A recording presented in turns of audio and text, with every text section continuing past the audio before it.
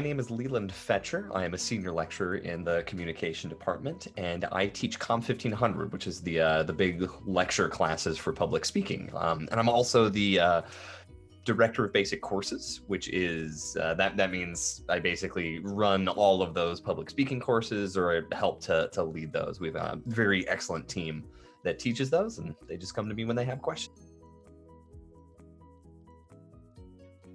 So one of the things that I enjoy doing is connecting I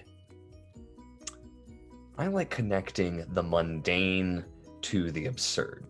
And so what I do is that I will usually tell personal stories about how things work or things that I have heard among my experiences and travels from other people, just to be like, hey, this is this thing in action. And so I really do strive for showing connections of our material outside the classroom in ways that they can actually use it to better themselves. I teach because I believe that it is incredibly important for us to raise our baseline.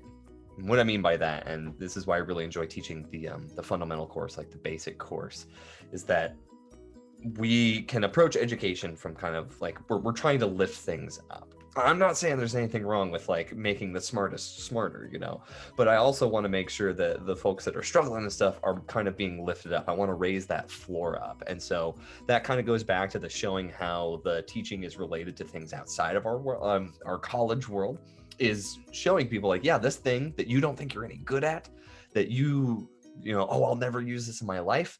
Yes, you will. And here's how, and this is how it's going to improve your relationships and all these things. And so it might be a little hokey, but I really do want to kind of train well-rounded citizens to be, critical thinkers, critical listeners, and critical speakers so that they can engage with the world around them once they have left my halls. I tell them my class probably isn't going to impact you until like 5 years from now, but hopefully you'll be glad you did when you do.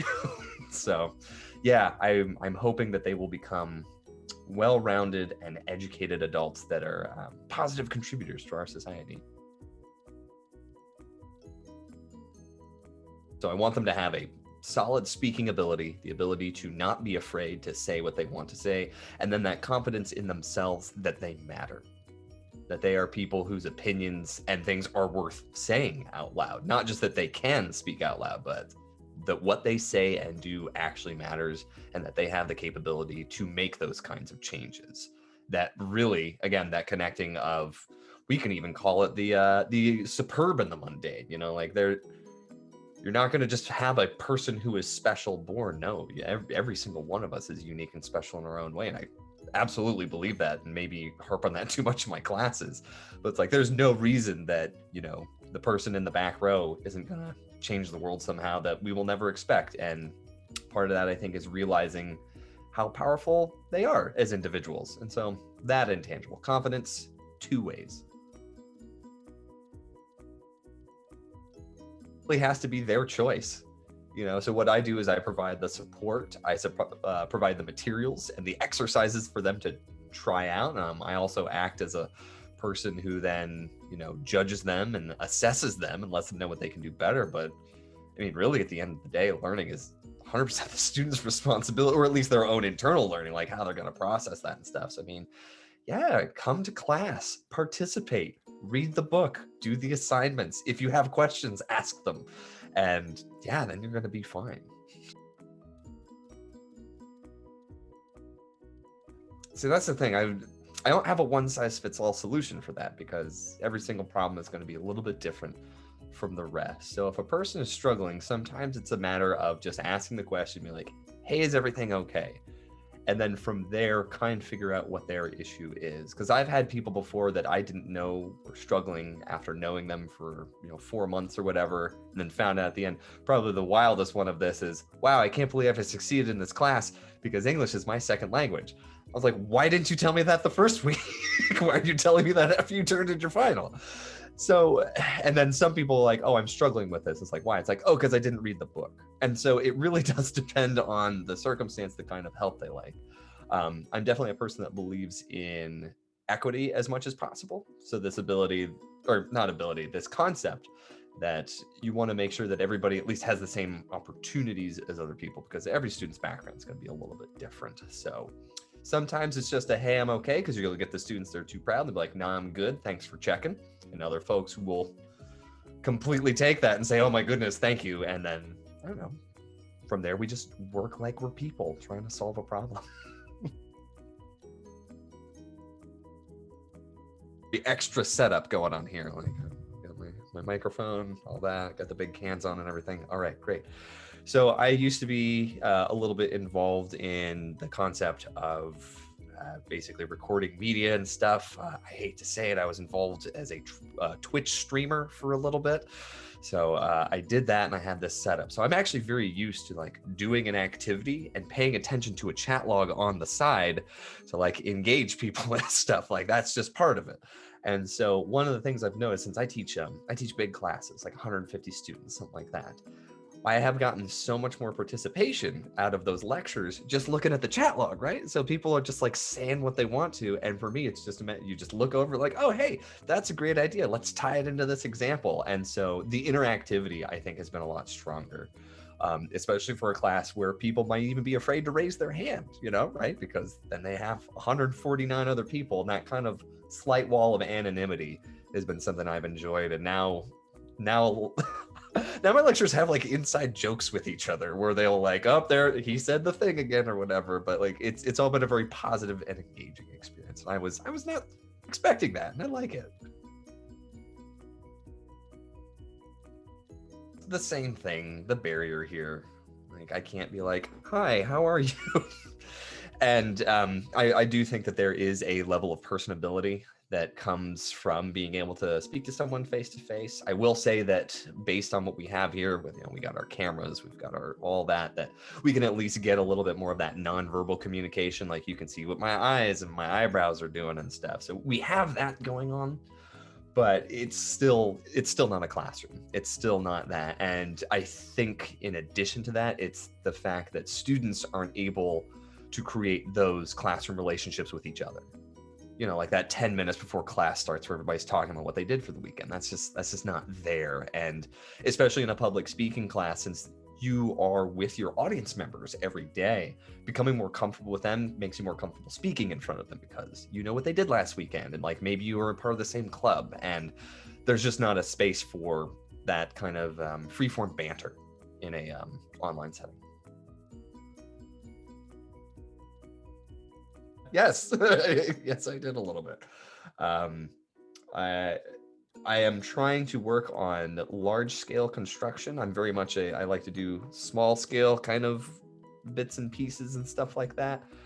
Recently took down a deck, and then after doing that, I was like, wait a second, I could probably build stuff out of this old wood. So I built an axe target in my backyard. And now I throw axes at it. I mean, I was doing the axe stuff before, but like I built a legit target, and like it works, and I can do that. And I'm hoping to like keep expanding on that and see if I can get some what's called waddle.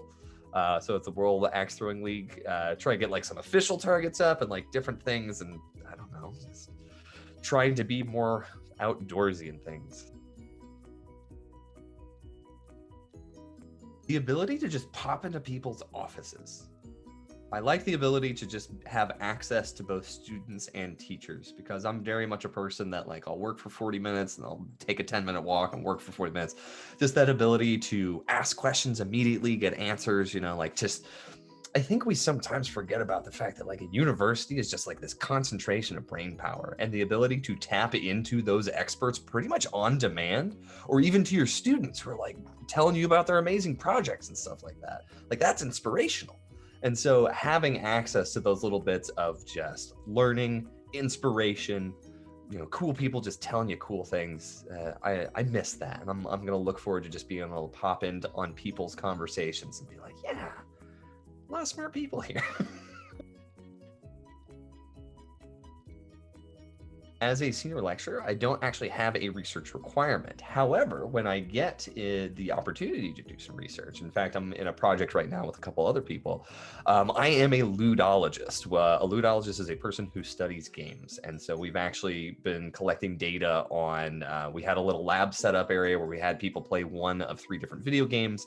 And we're trying to, I'm not going to spoil the data or anything like that, but we're trying to see what kind of things come out of that in regards to interpersonal communication, and really what that means for, what happens when you play a game and then talk to your friend, or what happens when you do this. Does this have any impact on us? So I definitely look at the intersection between basically digital communities, what games are, and how structures create the way that we communicate with them. I feel like I'm respected as a person who knows his stuff. Like I'm treated like an expert. I am treated well, and I don't know. I feel like, especially, depending on what your university you're at, maybe people think differently of you, but I have always felt, kind of accepted and welcomed, and that I don't have to justify, like, oh, Leland, what do you do? Oh, I do weird game studies, instead of, I had other universities where I've had to justify that before, and they're just like, oh, cool. And then next thing I know, I get asked if the esports club needs a faculty advisor or whatever like that. Oh, I'm actually wearing my jersey for him today. Yeah. So, but yeah, the ability to kind of be me is pretty neat, and having that flexibility and people trusting me to do my job. I like that a lot. The kind of small town community vibe. And that's why, because Seneca, easily, Pendleton, Clemson, that whole thing. I feel like by being here, I always know who I need to go to for a thing.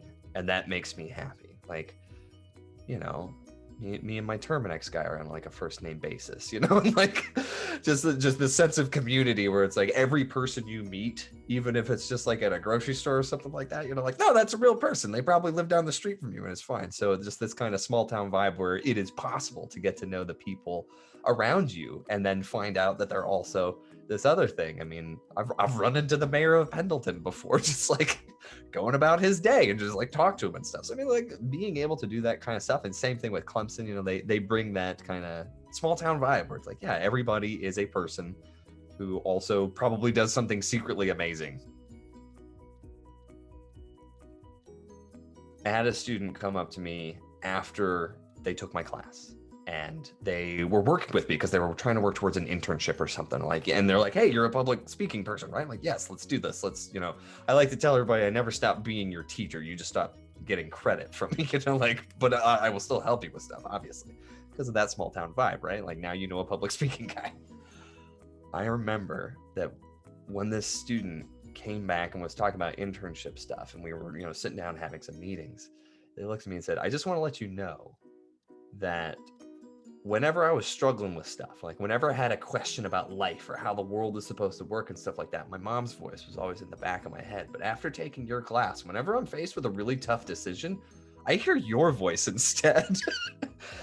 And that just thrilled me that there was this student that took my class that not only did it register them, they had like this new little voice in the back of their head, like, what would Leland do? What would Leland do? How would he talk about this situation? And that just, I don't know, that meant the world to me. And I think I'm going to remember that for a very, very long time. Never stop asking questions. I will get students who will say, oh, I'm sorry to ask another one. No. You are a student, you're a professional student, and you're a professional comp student. You are supposed to be asking those questions because that is going to help you learn, and that's going to help you get the answers you want, probably way quicker than you normally would. And it also forces you to practice, this skill set that we, value, that we are developing all the time as teachers of it, as learners of it. And so never stop asking questions.